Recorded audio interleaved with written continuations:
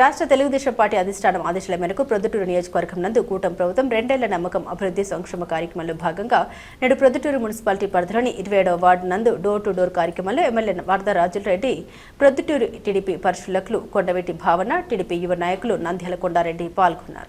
ఏమని కంప్లైంట్? ప్రభుత్వం జీతాలు ఇచ్చి ఆఫీసుల్లో పెట్టింది, వాళ్ళకి పనులు చేసేదానికోసం ఆఫీసుకు పొద్దునే 9 గంటలకు పోయి ఎక్కడెక్కడ ప్రజలకు, పేద ప్రజలకు పనులు చేయండి, వాళ్ళ కోసం మిమ్మల్ని జీతాలు ఇచ్చి పెట్టినారు, వాళ్ళు పట్టే పన్నులతో మీకు జీతాలు ఇస్తున్నారు, పని చేసేది నేర్చుకోండి, ప్రభుత్వం జీతాలు ఇస్తుంది మీకు. నమస్తే, నేను 27వ వార్డులో ఉన్నారు, 2 అన్నదమ్ములు ఉన్నారు, 2 పోర్షన్లుగా ఉన్నాయి.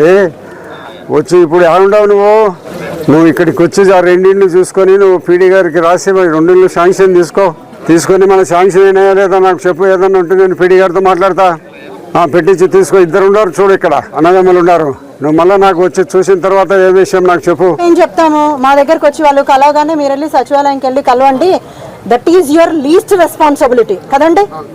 మరి ఎట్లా అండి, మరి సరిగ్గా ఆన్సర్ ఇవ్వకపోతే ఎట్లా చెప్పండి? అక్కడ పైన ఇంతమంది ఇంత కష్టపడతా అన్నప్పుడు మరి అంత ఇర్రెస్పాన్సిబిలిటీ ఎలా?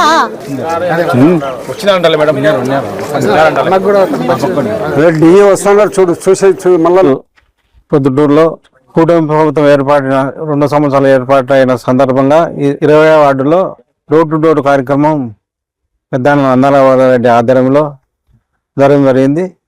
ఇక్కడ కొన్ని సమస్యల గురించి ప్రజల నుంచి సమస్యలు వచ్చినాయి.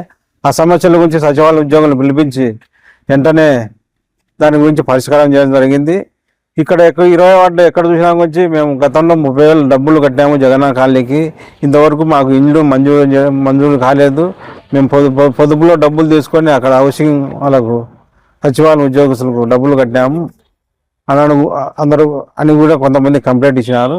దాని గురించి హౌసింగ్ ఏఈ గారిని పిలిపించి పరిష్కారం చేయమని చెప్పి ఎమ్మెల్యే గారు కోరినారు.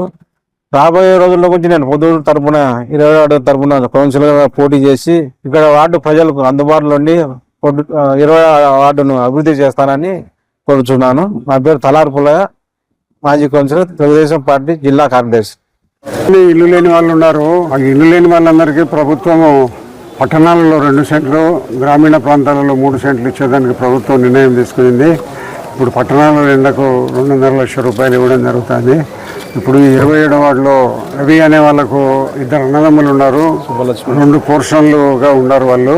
ఇప్పుడు డిఏ గారికి చెప్పి వీళ్ళిద్దరికి కొత్త ఇళ్ళు ఇప్పిస్తాము, 2 ఇళ్ళు కట్టుకున్నామని చెప్తున్నాము. 2.5 లక్షలు, 2 లక్షల 5 లక్షల రూపాయలు ప్రభుత్వం ద్వారా వాళ్ళకి డబ్బులు ఇస్తాము. వాళ్ళని వెంటనే డిఏ గారిని పిలిపించి ఇక్కడ ఈ ఇంటిని చూసిపోయి శాంక్షన్ చేయమని చెప్పి పీడీ గారితో చెప్పి వెంటనే శాంక్షన్ చేయిస్తాం. శాంక్షన్ చేయిస్తాం కానీ వీళ్ళు కట్టుకోవాల్సిందిగా కోరుతున్నాము.